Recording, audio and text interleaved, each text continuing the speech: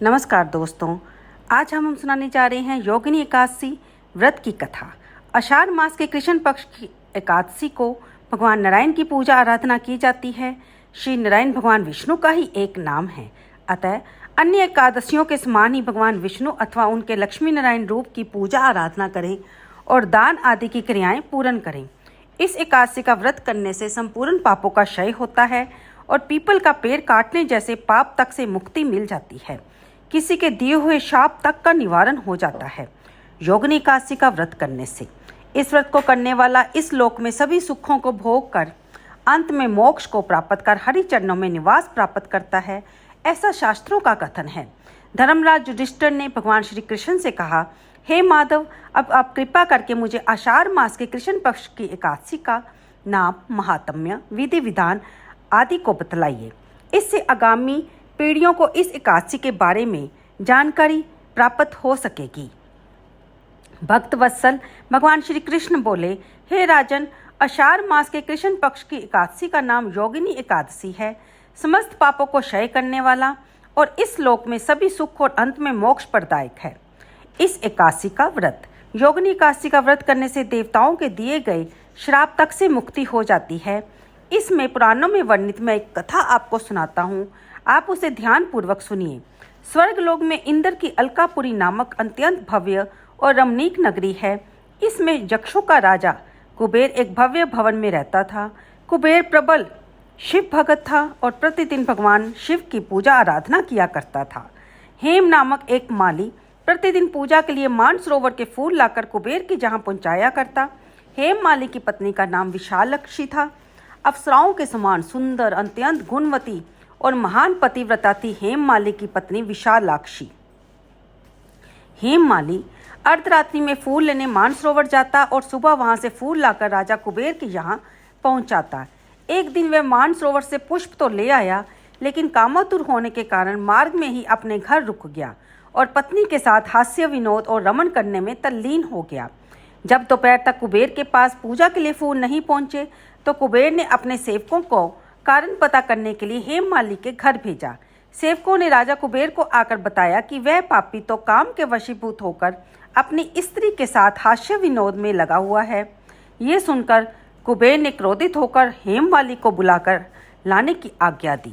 हेममाली भय से कांपता हुआ कुबेर के सामने उपस्थित हुआ। उसे देखकर क्रोध के मारे कुबेर के नेत्र लाल हो गए और कहने लगे, अरे पापी, नीच, कामी, तूने मेरे पूजनीय ईश्वरों के भी ईश्वर भगवान शिव का अनादर किया है।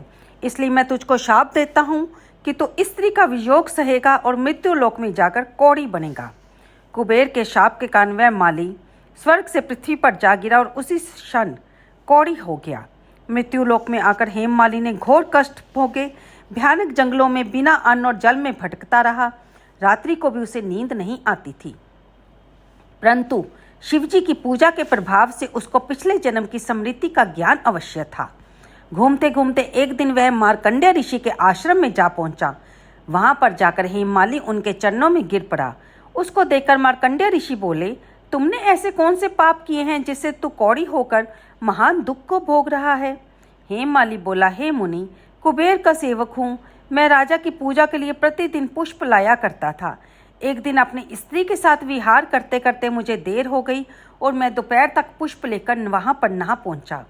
तब कुबेर जी ने मुझको श्राप दे दिया कि तू अपनी स्त्री का वियोग सहते हुए मृत्यु लोक में जाकर कौड़ी बनकर दुख भोग। इसलिए मैं कौड़ी हो गया हूँ और महान कष्टों को भोग रहा हूँ। आप कोई ऐसा उपाय बतलाइए जिससे मेरी मुक्ति हो। हेममाली की ये व्यथा सुनकर ऋषि बोले, तूने मेरे सन्मुख सत्य वचन कहे हैं, इसलिए मैं तेरे उद्धार के लिए एक व्रत बताता हूँ। यदि तू आषाढ़ मास के कृष्ण पक्ष की योगिनी नामक एकादशी का विधि पूर्वक व्रत करेगा तो तेरे समस्त पाप नष्ट हो जाएंगे। इस पर हेममाली बहुत प्रसन्न हुआ और मुनि के वचनों के अनुसार उसने योगिनी एकादशी का विधि पूर्वक व्रत किया, जिसके प्रभाव से फिर वह अपने पुराने रूप में आ गया और अलकापुरी पहुंचकर अपनी स्त्री के साथ आनंद पूर्वक रहने लगा। हे राजन, इस योगिनी एकादशी की कथा पढ़ने अथवा सुनने का फल ही 88 सहस्र ब्राह्मणों को भोजन कराने के बराबर है, जबकि इसका व्रत करने पर तो समस्त पाप दूर होकर अंत में स्वर्ग की प्राप्ति होती है।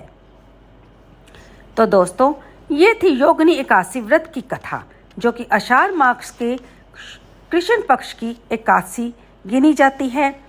तो आपने इस कथा को सुना, जिसे सुनकर आपको ये तो पता चल ही गया होगा कि इस एकादशी का व्रत रखने से हमें भयंकर रोगों से भी मुक्ति मिल जाती है, जैसे कि हेम मालिनी को कोढ़ी के रोग से मिली। अगर आप इस एकादशी का व्रत करते हैं तो आपको रोगों से भी मुक्ति होती है, आप भगवान की भक्ति को भी प्राप्त करते हैं। इसलिए अगर आप इस व्रत को रखने जा रहे हैं तो इस व्रत के नियमों का पालन करते हुए आप एकादशी तिथि को व्रत रख के इसका द्वादशी तिथि पर पालन अवश्य करें, क्योंकि एकादशी तिथि यानी कि व्रत 2 दिन 21 जून और 22 जून को बन रहा है। अगर आप 21 जून को व्रत रख रहे हैं तो 22 जून को इसका पालन करें, और अगर 22 जून को व्रत रख रहे हैं तो 23 जून को इसका पालन अवश्य करें। पारण में हम ब्राह्मण को यथाशक्ति दान देकर उसके बाद ही भोजन ग्रहण करते हैं। तो हम आपको हर वीडियो में इस व्रत के संकल्प की और व्रत को रखने के नियमों के बारे में और व्रत कथाओं के बारे में सुनाते हैं। उम्मीद करती हूँ आपको ये वीडियो पसंद आई होगी। कृपया से लाइक करें और कमेंट बॉक्स में हर हर महादेव लिखना बिल्कुल ना भूलें। अगली वीडियो में फिर मिलेंगे। चलते हैं दोस्तों, राधे राधे।